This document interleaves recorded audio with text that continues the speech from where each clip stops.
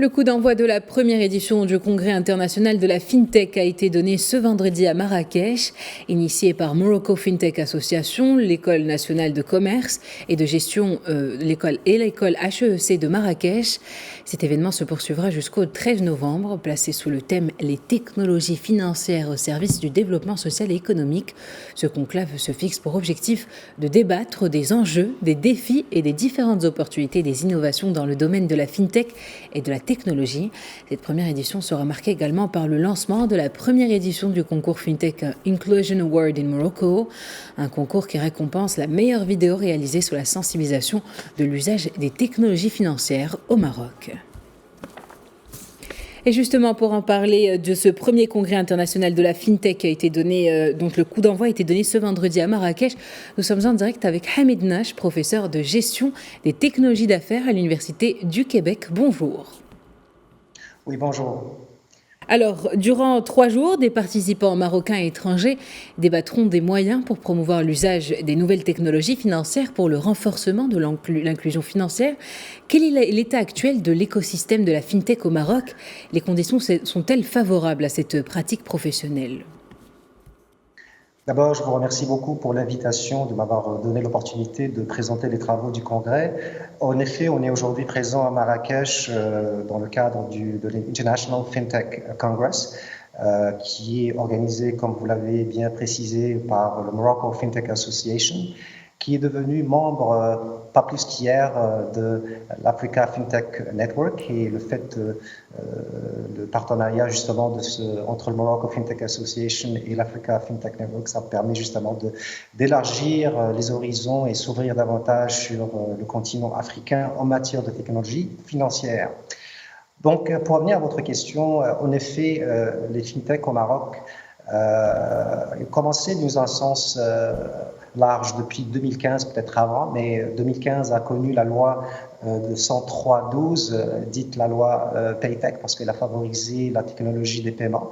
Et on a vu l'émergence de toute une industrie du paiement et de transfert d'argent, aussi bien nationaux que transfrontaliers. Je dois dire que depuis 2015, et c'est des rapports qui ont souligné quand même que les années qui suivent, quoi que ça a donné naissance ou ça a donné naissance ou a donné un point d'un coup de pouce à l'industrie de Paytech. Mais l'industrie dans le sens large, parce que la FinTech est beaucoup plus que le Paytech, elle a légèrement peiné à décoller. Mais à partir de 2021-2022, je pense que les signes sont beaucoup plus prometteurs et avec une volonté à la fois politique et une volonté de l'écosystème marocain de pousser davantage l'écosystème vers la croissance. Je pense que tous les signes sont là et il y a plusieurs rapports qui désignent l'écosystème FinTech maintenant comme à surveiller, d'autres le qualifient comme en croissance. Et maintenant, je pense qu'au niveau d'Afrique, on parle d'un marché de 25 milliards de dollars et d'ici 3-4 ans, là on parle de 2025. Mais, et le Maroc, ça c'est bon de le savoir, il est parmi les 10 pays qui vont se tailler une place de marché dans cette évolution. Donc oui, l'écosystème du Maroc est là pour croître et tous les signes sont là. Dans un écosystème qui est favorable à la FinTech, quels sont d'après vous les objectifs et les attentes par rapport au concept de la FinTech au Maroc? La FinTech, comme objectif, je pense, c'est comme les travaux d'ailleurs du Congrès dans lequel on est, justement, notre objectif, c'est de rassembler les acteurs du domaine qui sont issus à la fois du domaine professionnel, de l'industrie, on parle ici des représentants des différents secteurs financiers, les assurances, les banques, mais aussi du côté, on l'a vu hier avec plusieurs interventions par des jeunes, des startups qui ont percé dans le domaine de la FinTech. Et aussi, il faut le dire, la contribution du domaine de l'université qu'il faut reconnaître parce que ça est devenu un forum, devenu un lieu d'échange pour réfléchir sur les objectifs, sur les obstacles et aussi, pourquoi pas, des solutions pour mettre le système marocain sur les bonnes rails pour que ça croît. Alors, si maintenant nous avons parlé des objectifs, en parallèle, quels sont les défis qui se posent à la FinTech au Maroc? Peut-on la mettre à contribution dans l'économie de la finance au Maroc?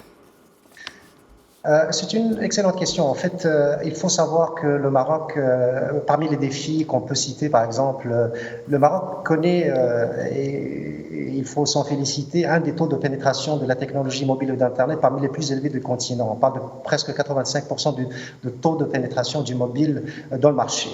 En contrepartie, il faut reconnaître aussi que la circulation du cash ou la multiplication du monnaie, des billets, elle est forte. Et il faut attirer l'attention à ce fait. Donc, c'est tout un défi à relever, c'est-à-dire il y a un processus. Bien sûr, il faut encourager les startups, il faut encourager tout l'écosystème, pas juste les startups. L'écosystème aussi bien de la régulation, parce qu'il faut reconnaître que le régulateur, via les lois les circulaires qui sont mis de l'avant, via le concept de la bac à sable réglementaire qui encourage la création des entreprises fintech, via les investissements et l'écosystème, le sous-système d'entrepreneuriat qui est propre à la fintech, y compris incubateurs, accélérateurs et investisseurs. Et tout cet écosystème-là, il doit travailler d'un côté pour favoriser les entreprises qui travaillent dans ce domaine, mais il faut aussi, il y a un autre volet qu'il ne faut pas sous-estimer, c'est l'éducation du public. Parce que, comme on avait dit, bien qu'on a un taux élevé d'utilisation des technologies mobiles, et le capital humain, il est là. Je veux dire, les développeurs, ils sont de renommée à niveau international, mais il faut aussi non seulement éduquer et favoriser l'émergence de ces entreprises par les différents leviers pour favoriser l'écosystème, mais aussi il faut éduquer le public pour que l'adoption soit un peu plus élevée. Faut sensibiliser les audiences. Eh bien, merci Hamid Nache pour ces précisions. Je rappelle que vous êtes professeur de gestion des technologies d'affaires à l'Université du Québec. Ça m'a fait plaisir.